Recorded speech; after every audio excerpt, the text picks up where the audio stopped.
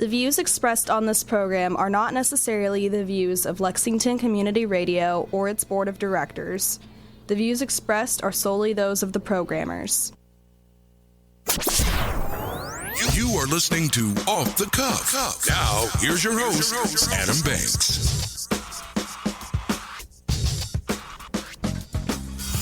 Welcome, everybody, to Off the Cuff. I am Adam Banks, coming at you live from Lexington, Kentucky. Thank you for listening to the show, and thank you for tuning in to WLXU 93.9 FM. In addition to listening to us on the radio, you can check out our Facebook live stream at Off the Cuff with Adam Banks, or you can download the WLXU app on your smartphone device. Amber Turner is in the studio with me. Amber, anyone who knows me knows that I am very forgetful. I lose things often, especially my wallet. Would you agree with that? I would say I'm going to have to agree enough for like 3 people on that one.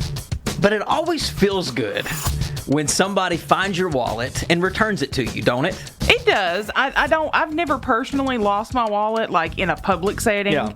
So I'm going to have to take your word on that one. Well, I always lose my wallet. I mean, it's just something that just is part of me. It just happens. And the other day that happened, I lost my wallet, and I was walking up to my apartment. I didn't even know that it was gone. And I was walking home to my apartment, just walking home, and I ended up going to my front door and noticed that somebody had placed my wallet on the doorknob of my front door. So somebody found it and returned it, and nothing was missing in it. Oh, wow. So thank you to the person who decided not to steal my identity or steal anything in my wallet. You wouldn't have got much. Now, I mean, are you still going to monitor your credit score just to make sure? I'm going to... Or I guess monitor your credit account. No, I'm really not. I'm really not, because I think that if this person didn't take the $2 that was in the wallet, he or she has earned my trust. Thank you so much. But I do that all the time, and it really is not a good habit to get into, because I often realize that I lose my wallet when I'm driving my car. So I wonder what would happen if I get pulled over, like on the way to the studio, and I don't have my wallet and I get pulled over. What would the cop do to me without driving with a license? I've always wondered this myself. So like I wouldn't be a good person to like ask, because this is something that it's actually a fear of mine that I'm going to get caught driving with no license. I'm guessing that what happens is that they can run your background, they can run your file. Yeah, but how can they pull up DMV and see my picture? Yeah, they can probably pull it. I'm sure that they can probably pull up your stuff and see if you have a valid driver's license and if you have anything against you. So they're able to tell. So I guess if they can do that, why do we have so many like instances where we've got like people will give like mom, dad, brother, sisters like social security number? I don't know how they know that, but like I've seen that happen before, like in the news, like they've given a false name and like false information. Yeah, well, they could. You're supposed to still have your license with you, because the law is you're supposed to drive with it on your person. Yeah. So they'll still write you a ticket. Yeah. Have you ever got a ticket for driving without insurance? Not saying that you didn't have insurance, but without proof of insurance. So I did not realize that one needs to pay taxes on their car every year. Yeah, every year you got to do that. Yeah, you know what? That's a novel idea. I just learned that about 6 years ago. But I apparently did not tag my vehicle for 4 years in a row. 4 years? 4 years. You went 4 years. What was the bill, the total bill on that? I don't know. My husband had to pay it. I was poor. And so that was a very interesting thing. Like, hey, love you, let's get married. But also I think I owe like $800 in back taxes. But I did finally get pulled over one night, very cold November night out in Beaumont Center Circle. Was not a good idea for me to not wear a jacket that day, but I didn't wear a jacket, and I was treated like a common street thug. Yeah, you told me that. They made you like stand outside in the freezing cold. In the freezing cold. But they did write me a ticket for no insurance. Interesting, yeah. So I'm just going to try to get into the habit of not forgetting my wallet. Easier said than done, but I'll try.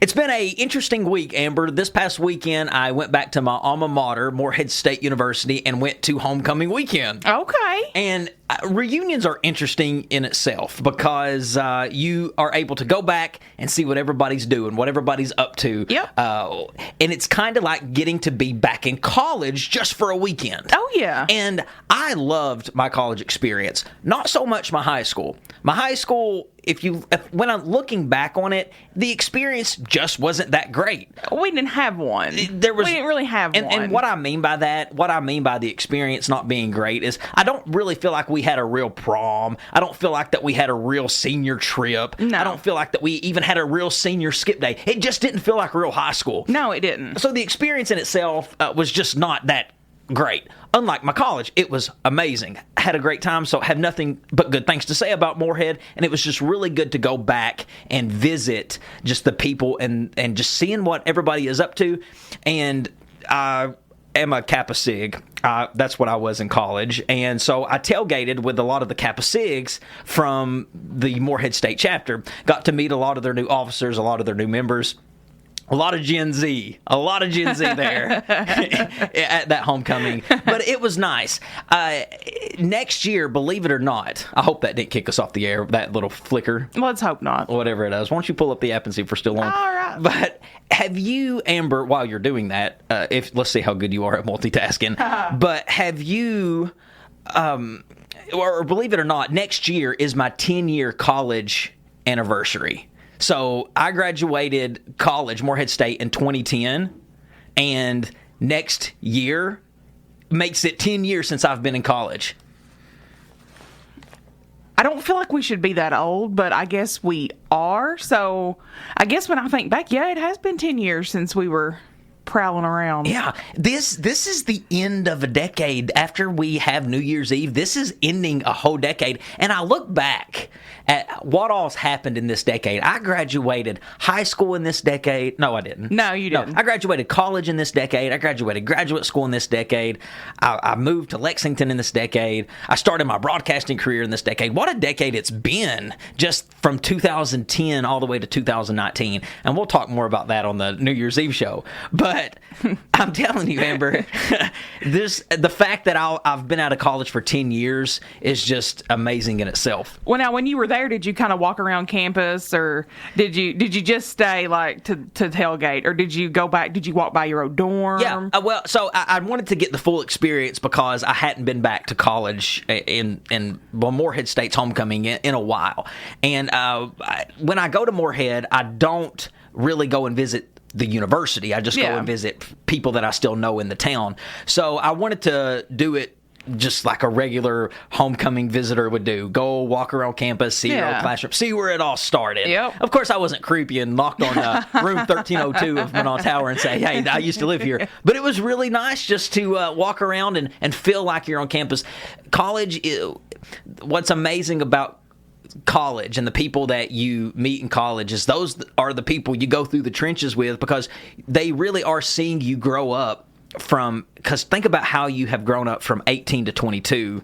They really got to see you becoming your own person, because that's the first time you're out of the house. Yep. That's the first time that you get to make your own decisions. Own. If you don't want to come home till 3, you don't got to. So you really get to make those first adult decisions in college, and you get to share that with all the people you go to college with. Yeah. I mean, look at me. I feel like I'm going through the evolution. I feel like the people who know me now are seeing like the evolving me. It's a little different than first go around in college. We played a Butler for the football game. We actually won. Okay. And surprisingly, because Morehead State football, they don't even offer scholarships at the university, which is a shame. Oh. I think that's a shame. So usually the talent is not there because we don't offer scholarships. Yeah. But we won. We beat Butler. Go Eagles. So we did win our football game, and it was what's nice about going to Morehead State football games is every seat is a good seat. Yeah. Every seat is VIP. I don't know if that's a good thing or a bad thing. I guess it's perception. But I wanted to make sure that I did go back to homecoming this year. Reunions is something that I'm always a little anxious about anyway. It's just always strange going back, whatever it may be, high school or college, going back to your past. It's always just a little strange. Oh, yeah. It's definitely strange because you're not the same person that some of these people, because you got to think there's a lot of people that you didn't stay in contact with that you've probably seen, and you're just a completely different person now than what you were 10 years ago. Yeah. Did you ever go back to your 10-year high school reunion, because we went to high school together. We did. And we graduated 2006, and so we have been out of high school over 10 years. Oh, yeah. What is it, 13 now? 13 years. 13 years. So 3 years ago was the 10-year high school reunion for both of us. Did you go? I boycotted. Why? I just don't feel like it was properly being set up. I felt like there was just a lot of animosity, unnecessary drama. Unfortunately, some people just hadn't grown up, and I hope and pray that they have, because a lot of them have families. They've gotten married since then. But there was just so much negativity surrounded it. I think that as soon as, and it's crazy, I think that no matter what you accomplish in life, no matter what you become, no matter what you do, no matter what you have, when you go back to high school, you revert right back to that 18-year-old person that you was, or that 14-year-old person that you was. I feel like it would just be, I don't want to, like I said, the experience wasn't that great, so why go back and try to bring those feelings back up? I know you now, and I know I can 100% for sure say that I know that you would not revert back to 18-year-old Adam. Not saying that, I will not disclose your age. Not saying that Adam now and Adam, 13 years ago are vastly different, but you are a different person. Yeah. And I feel like you would probably go in with the same mindset that you have now, and that is you are successful, and in your own sense, you've made it. You've made that leap into succession for your own life. One of my buddies he was actually the first caller to ever call in on the show, Grant. He was at Morehead, because that's how we know each other.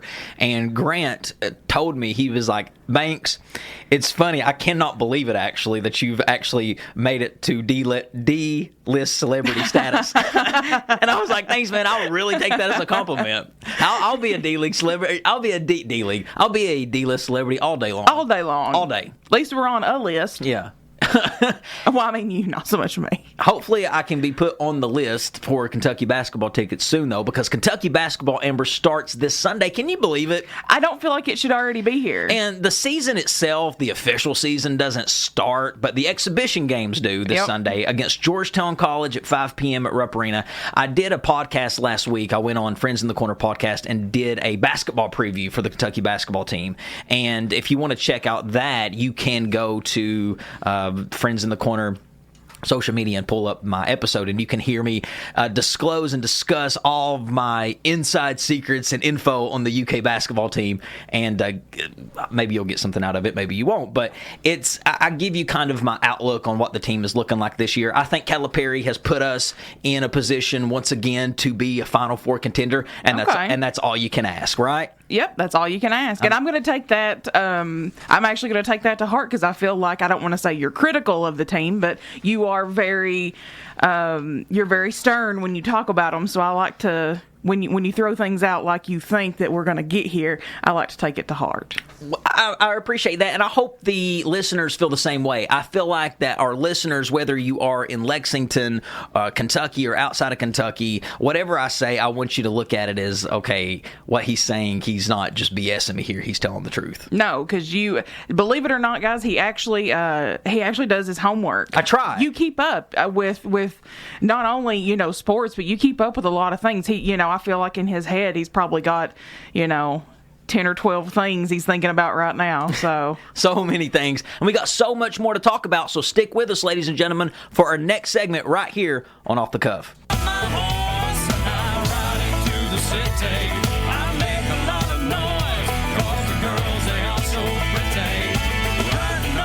Welcome back, everybody, to Off the Cuff.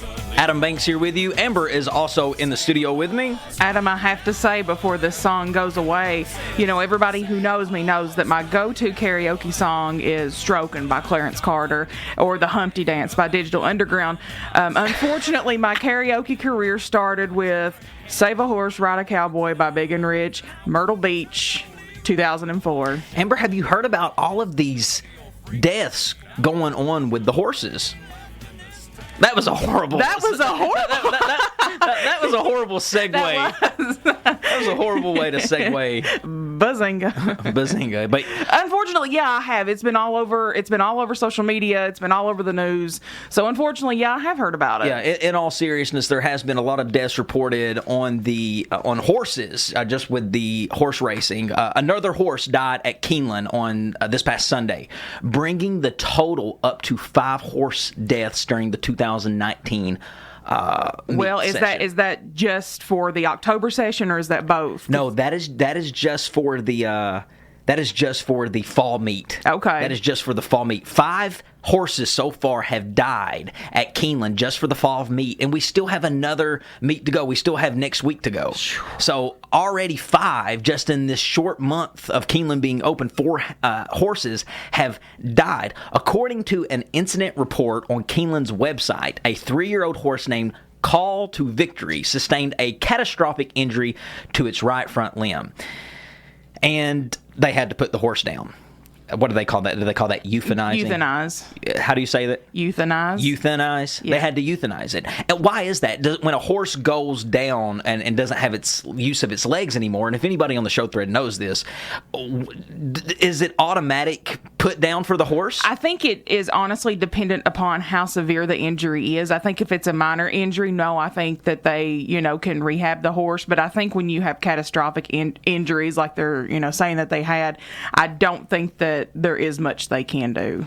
A horse racing at California's Santa Anita Park on last Saturday, a horse broke his left front ankle and also had to be put down by the doctors. And that made the 34th horse death at the famed track park since last December. So 34 horses died just in a year. Just in a year, not even a year, 9 months. I feel like before this year, I feel like there were a few horses casually throughout, throughout the times that I've been here or that I've went to Keeneland, but I feel like there's just an astronomical amount right now.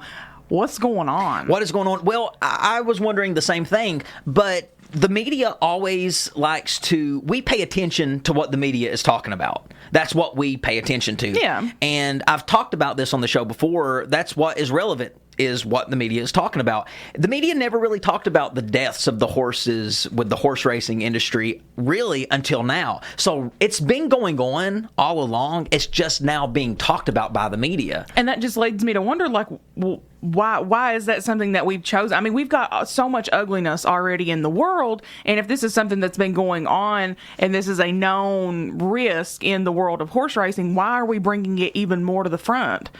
Is there something that is actually going on? I've been waiting to read this article to you until we got on the air, and it goes with this story. A teenager eats her own horse after it was put down and said it was the best meat ever. Pia Olden, 18 years old, lost her horse, Drifting Speed, that was the name of the horse, in 2018 when it was put down due to illness. In a now-deleted Facebook post, the keen rider and apprentice chef revealed her family kept fillets of Drifting Speed in their freezer, writing, "If I'm going to eat horse meat, it's going to be my own." Pia described how she prepared the dish, uploading a photo of the meat mixed together with chili and mango, adding, "It's not better for the meat to be buried and eaten by worms." Amber, I read this, and it immediately made me think of a pet owner who loves their pets. And in this case, that would be you. You love your pets. If your dogs, Ralph or Piddle, ever passed away, would you cook them and eat them? Do you really want to answer that? Is that a serious question? It is a very serious question. You know what? I am mentally ill, but I am not that mentally ill. I'm sorry. It's kind of like, would you eat your best friend? Some animals are people's best friend. Look, would you eat me? Well, would you cook my meat if I died? No, my last name's not Dahmer. I wouldn't do that. Yeah. Okay, couple of things. I need to know, she stated the horse died of an illness. Yeah. Okay, you know that you have tainted meat Yeah. from a horse. Yeah. Why? I mean, and trust me, people, before you want to judge me, I understand food hygiene. I'm actually taking food hygiene right now, so I understand that all meat in some way, shape, form, or fashion has pathogens and bacteria in it. But if I know for certain that my horse has died of an illness, probably an unknown illness, why would you take that risk? Yeah. Knowingly take that risk. Well, she's 18. She's 18, and she also ate her own horse that she kept as a pet. So you're questioning her. Oh, there's just certain things you don't eat, especially your pet, regardless of what it was. If you had a pet snake, don't eat your pet snake after it dies. It's stuff it if you have to and keep it. How could you stomach it? How could you stomach your meal knowing that you are eating your old best friend? I cannot even eat an egg if I find a shell in it, let alone let one of my dogs pass away. Let me cut it up, fillet it, and sear it out on the grill. Well, she stands by her decision. She's arguing that the horse meat is a delicacy, and she said that the horse drifting speed had to be put down in any case, adding, "It was some of the best meat we have ever eaten." Well, when your granny has to get put down, are we just going to put her in the ground, or are we going to go ahead and saute her too? That is why when I die, I just want you to cremate you and put you all over your front yard. No, I don't want to be. I want to be in a tomb, like I said before, because I want to be sealed up where nobody could touch me, eat me, anything like that. But I thought that was very disturbing when I read it. I think that is. Unfortunately, I feel like that's the generation that we've got, that's eventually going to rule the world. People who kill their, who she did put her pet down. I understand that. But then, she's going to fillet it, eat it, and then put it on social media. Well, Amber, Halloween is very fastly approaching. Next week, we are doing a Halloween show, so you guys make sure that you turn your dial to 93.9 FM and listen to Off the Cuff's Halloween special show next week. A lot of haunted houses. Have you been seeing the haunted houses that have been out in Lexington? Oh, yeah. We should go to one. I love haunted houses. I just love Halloween altogether. Well, apparently there is a haunted house out there in, is it Tennessee? It is. It's in Tennessee. It's in Tennessee, and they are offering anyone a challenge who is willing to go and visit their haunted house. And they said if you can make it out of their haunted house all the way through from front to finish, they will pay you $20,000. So it sounds easy, right? It sounds simple. Oh, yeah. Yeah, it sounds like you just can go. Who wouldn't do it? Well, nobody to date has made it out from front to finish, and there's been hundreds of people who have tried this. So here it says it's called the McCamey Manor is what it is. Manor. The McCamey Manor. And it's been coined the scariest haunted house of all time. Before entering, visitors must sign a 40-page waiver, hand over a signed medical release, and declare a safe word. The website for the manor, it describes a heavy disclaimer on the kinds of conditions guests should expect, including low visibility, wet conditions, physically demanding environments, and close contact with very real and graphic scenes of horror. You put a snake around me, I'm out. I'm whatever the safe word is, I'm calling it. Okay, so I was looking at some pictures on there, and I'm just going to set up what one of them is.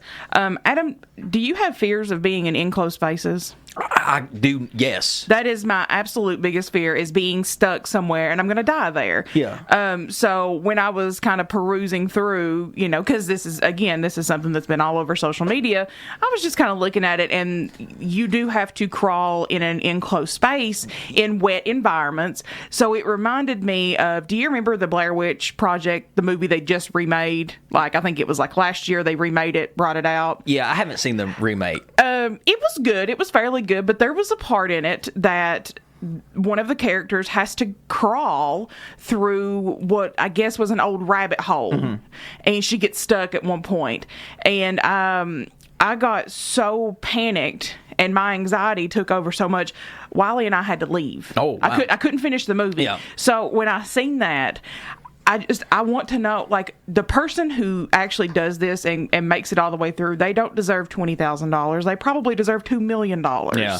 The things that they are making you go through to go to this haunted house, I guarantee you they're going to make sure that you don't make it out and claim your $20,000. They say they base it off your biggest fear, so I don't know how they figure out your biggest fears. Well, that's my question. I know you don't like snakes. Right. I know you don't like snakes. And it's pretty public. I would be a hard contestant because I can't lie about the things that I'm scared about because I talk about them on the show. Well, what is the number one thing that terrifies you? If you did you ever watch that show Fear Factor? Yeah.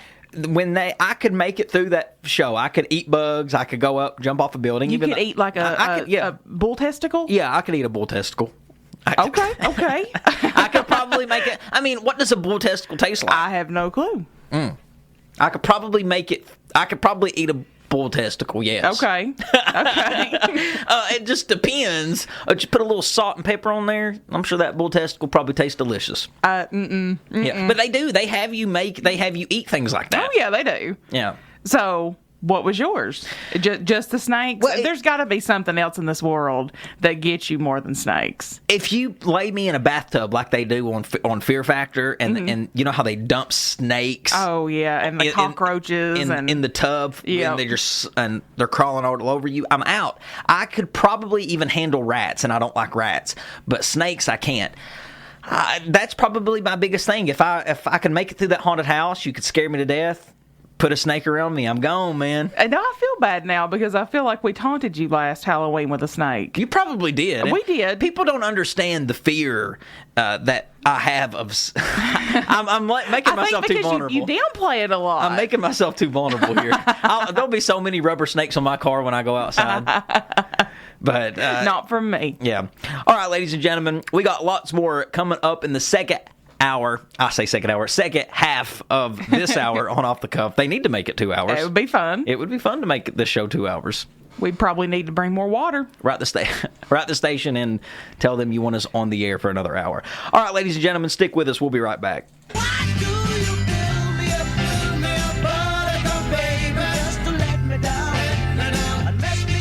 Welcome back, everybody, to Off the Cuff. Adam Banks here with you. Amber is also in the studio with me. Whenever I hear this song, Amber, it reminds me of one movie, and that is There's Something About Mary. Okay. At the end of the movie, they play this song. They do the little montage. Well, my granny loved the Temptations, so I think about my granny. You do? Not Woogie. Woogie! Woogie loves shoes, didn't he? Woogie loves shoes. Woo! Amber, the show thread is being lit up right now. People lighting it up. It says, Sean Powell on the show thread says, 10 years since college. That's insane. It is insane. Chad says, I got a notification from the Knott County Class of 2006 group on Facebook the other day. Well, he's got one more notification than I have. Well, what's funny is Chad says that, my friend Chad, and for some reason, he's been invited to, like, the Knott County Central Facebook Class of 2006 page, and he didn't go to school there. Well, he's an honorary. Yeah. Bill says, like your grandmother, she can't even look at a snake. That's probably where I get it from. My granny is terrified of snakes. I mean, you really are terrified. Terrified. I really, honestly, sincerely feel bad for how I acted last Halloween. Well, the thing I say about snakes, the devil chose to be one animal in this world when he was trying to tempt Eve, and that was a snake. He was. So if not Rosie O'Donnell in She-Devil? No, I've never seen that. So if the devil chose to be a snake, it's got to be an evil being, right? The snake. I mean, I just think about, the econ system and how beneficial some snakes can be, so I try to leave them alone. Amber, how good are you at tipping? When you go to restaurants, when you have a good product or a service that you like, would you consider yourself a fabulous tipper? Yes, I do, actually. I would have to agree with that. I've been with you on several occasions where you are not selfish with your money. You like to tip. No. If you do a good service you go you do your job. I don't really ask for much more than just doing your job. But if you do your job and you smile goes a long way with me. I agree with you. I consider myself not really a wonderful tipper, but you do. I tip. I tip according to how good the service is. Honestly, if you give me really banging service, I'm going to give you a really good tip, a fat tip. Yeah. I call that a fat boy tip is what I'll give you. Okay. And if you give me crappy service, you're going to get a crappy tip. And the crappy tip to me is just the standard $2. That's what I would consider crappy, just depending on what the... why are you looking at me like that for? Because I'm thinking, like, are you doing $2 on a $100 tab? Like, oh, if the service is crappy, I mean, why not? You're going to get beat up in the parking lot. If the service was crappy, and when I say crappy service, I'm talking like I don't get one refill, I don't get checked on one time. That's what I consider crappy service. You and I have been to very many restaurants together where we have that happen. Yeah, and they get a $2 tip. Now, if you do me right, you're going to get about a 20-25% tip from me if you give me good service. Yeah. I got a massage one time, and I tipped probably 40%, 30% probably, and I was inspired by your tip because we went to the same massage therapist, and how good was this massage therapist? Amazing. And the service was so good. Yep. I think the massage total for 60 minutes was $40. It's $40. And you tipped $40 with your tip. So I know. I have been going to this establishment for years. I usually do tip 50%, but it comes with perks. That's 100%. If you tip $40, that's 100% tip. No, I usually try to do 50%. So if it's $40, I'll do 20. According to if she puts a few more hot stones on my back, I'm going to go 25. Well, I tipped the same as you then because I tipped $20 on that, and that's the most I've ever tipped anybody. Now, I'll get a haircut that I like really well, and I'll like it so well, I'll give $10 instead of $5. Because typically, if it's just a regular haircut, I'll give $5. But if it's just I have tipped probably $60 before on a hair appointment. Depending on the service. It is all dependent on the service. But the thing that I don't like is when I feel like I'm being shamed into tipping. Do you ever feel like people shame you into tipping? They do, and it's countries, other countries besides America. Do they put so much emphasis on tipping? No, we are the only country that puts this much emphasis on tipping. Now, if you go to touristy locations, like we went to Mexico, and I think I was hustled out of $200 before we even got out of the airport. But you will kind of get hustled down there, but it's not actual tipping. You're just getting hustled. You get played. Yeah. Well, when it's expected, when these people are expecting you to leave a bad tip and they question the tip that you do leave, I've heard of waiters even chasing customers out in the parking lot questioning their tip. Yep. I mean, I understand it to an extent. I mean, don't get me wrong. I think that these servers, we know it's well documented knowledge that these servers only get paid by tips, most waiters. And places that work where they have to provide a service, they're paid off their tips, hotel valets, things like that. So that's why it's good to tip them. But I'm not going to give you free money. If you want to tip for your service, do good service. Yep. Because I'll tip you every time. I'll tip you every time. If you are, like, for instance, if I'm at a hotel and you pull up to valet my car, or if I pull up for you to valet my car, and you smile at me, you're polite to me, you give me the directions that I need, and maybe just a little extra spice, like maybe giving me some type of other cool knowledge, like where to go out to eat, I'm going to give you a nice tip. Yep. But if you pull up and you have a soured, hateful look on your face and you're rude to me, I might not even tip you any. Especially a valet guy. Or you're going to get the standard dollar tip. I mean, even if that, because, again, I've said it 1,000 times this week, I feel a smile goes a long way. Goes a long way. I agree. All right, ladies and gentlemen, it is now time for Off the Cuff Song of the Week, and it's a beautiful, beautiful Thursday out there, so you can roll down your windows. I'm sure it's beautiful all over, wherever you're at, wherever you may be listening. So roll down them windows and relax and enjoy Off the Cuff's Song of the Week with Dandy Warhol's We Used to Be Friends. Woo!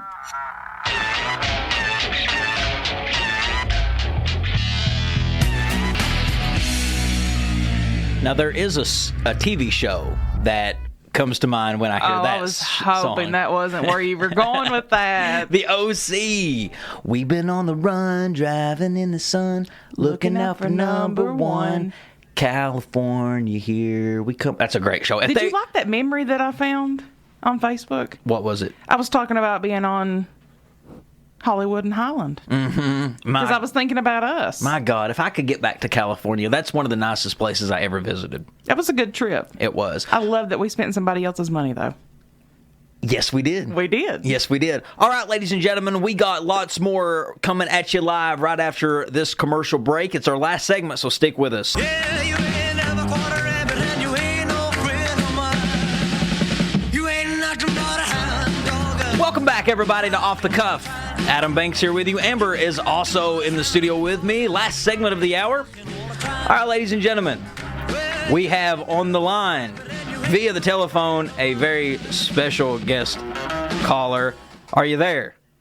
Yes, thanks for taking the call. That's awesome. Hey, thank you very much. And we got Zach here on the line, Zach Hahn. Zach, how's it going today, my man? It's going great. This is my first appearance on the radio program. Hi, Adam. Hi, Amber. Hey, Zach, how are you? Doing good. I just wanted to call and weigh in on the horse racing death issue you were talking about there earlier. Absolutely, yeah. So, I mean, I would definitely agree with you guys. Like, something has to be done to reduce the number of fatalities they're having in horse racing. But, you know, I mean, I think it also, like, kind of just got to accept it as part of it. I mean, as sad as it is, the thing I would say to the animal rights activists that are making a big deal out of it is if you banned horse racing, then, I mean, you're basically saying that thoroughbreds should just go extinct, because I think that's what would happen, don't you guys? I agree with you, actually, on that. Yeah, completely agree. But, Zach, don't you think it's something, though, how people have said that this has been going on all along, but the media is just now bringing it to our attention. Is that true?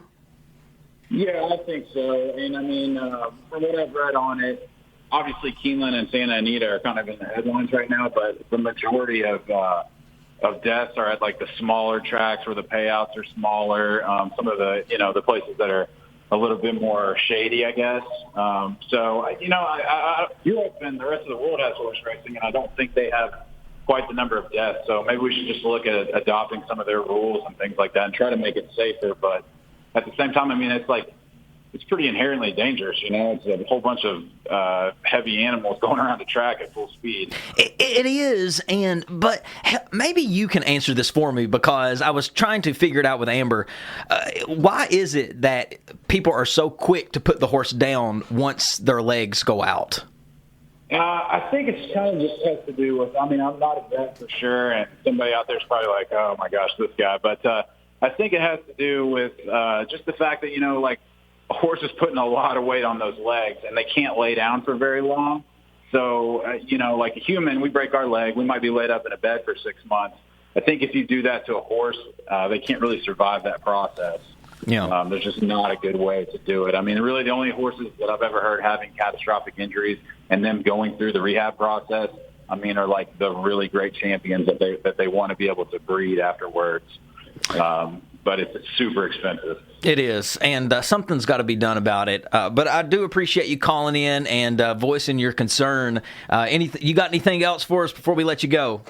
Well, I was hoping you would give us a chance to do some takes on the game this weekend. Oh, well, you called at the right time, my man, because we were actually getting ready to discuss the UK versus Missouri football game coming up this Saturday. The Kentucky Wildcats, 3-4 overall, 1-4 in the conference. They look to win their second straight game at Kroger Field this Saturday when they host Missouri Tigers for a primetime matchup under those Kroger lights. Zach, the lines are set right now. Let me give you what the lines are. Now, this is from yesterday when I wrote these lines. I don't know if it shifted or not, but right now they've got Kentucky plus 10.5 and Missouri minus 10.5, and then they've got the over/under set at 44.5. All right. Well, I'll say Kentucky. If you look at the forecast, it's supposed to pour, so it's going to be a repeat of the Georgia game. As far as the weather goes, I'll take Kentucky just because I want people to know that I am a Kentucky fan. I'll take them 17-14. but I don't know if they're really going to win. But I'll definitely take a plus 10.5 and under all day. Okay, so you heard it there. It's free money, folks. That's free money. And Zach knows what he's talking about. His credibility is, just take it from me. I'm a bettor. I see what Zach does on the betting boards, and it's pretty impressive. So under 44.5, and you're taking Kentucky plus 10.5. Okay. All right. Well, Zach, appreciate your expertise on the game. Appreciate your concern with the horses. And make sure that you become a familiar voice on off-the-cuff telephone airwaves. And I want you to come in the studio and join me and Amber on an episode. Will you do that sometime? I'd love to. I appreciate it. Thanks for the call. I hope I can make many more appearances on the phone and in person. I really look forward to it. I'm happy for you all. Would be so nice to have someone else to help me keep up with all your stuff. Would be so nice. It's really a 3 or 4 person job. It really is. I feel like I am 10 people when I come here. All right, we don't got time all day to hate on Adam Banks. Oh, this ain't the Adam Banks roast? This ain't the Adam Banks roast. Man, I came to the wrong place. Maybe we can do 4 hours in the day. Listen, Zach, if you guys don't recognize Zach, you can check out our archives on iTunes. He hosted Off the Cuff for one episode 200, and he interviewed me on that episode, talking about the history of Off the Cuff. Zach, I have to say, man, when we finally sit down to do episode 500, I plan on bringing you in and interviewing me again, and boy, do we have a lot to talk about. Can we do the 300 episode, roast? That could be fun. Well, I'll put that on the table. Every episode would be a roast, really. Yep. All right, Zach, you enjoy this beautiful Thursday out here, and appreciate you listening to Off the Cuff. Will do. Thanks, guys. All right. Thanks. Bye-bye. All right, that was Zach Hahn, who has been on many episodes of Off the Cuff. So you can check out our archives on iTunes, Spotify, YouTube, or wherever. And free money. Free money right there for the bets. I would still probably get that wrong. Well, both teams are coming off tough losses, Amber, a week ago. Kentucky went down to a top 10 Georgia team, 21-0. They didn't even score. Yeah. And it was in Athens. It was a tough place to play. And Missouri also lost a tough game. And their loss moved them out of the top 25 against Vanderbilt. So I don't watch much football. You always are really quiet when we start talking about I try to sports. hang with the sports as much as I can, but, that's just not my forte. What is your forte? I like true crime documentaries. Those are fun. We do talk about a lot of crime here on the show. We do. We did a whole segment on serial killers We one time. did. That was kind of morbid. It was. Now that I think about it in retrospect. It was fun. I liked it, though. It was fun. And I've already referenced Dahmer once during this broadcast. You did. So I think you're a little obsessed. I am. Well, ladies and gentlemen, you can check out Off the Cuff's previous episodes by going to iTunes, Spotify, YouTube, Off the Cuff with Adam Banks on Facebook. You can follow me on Instagram at AdamBanks818. You can follow Amber at Ambu447 on Snapchat and Instagram. Watch me on Midday Kentucky if you would like on ABC 36 at 12:30.